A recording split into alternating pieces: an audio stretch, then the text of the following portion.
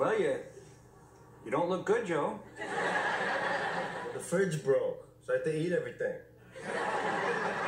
Cold cuts, ice cream, limes. And hey, what was in that brown jar? That's still in there? Not anymore. So anyway, how do you want to pay me? Is this a service you're providing me? No, for my new fridge, for our new fridge. Our new fridge? I don't live here anymore. So what?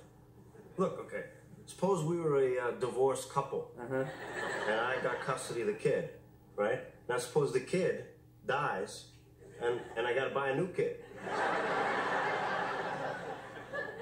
Okay. Give me $400.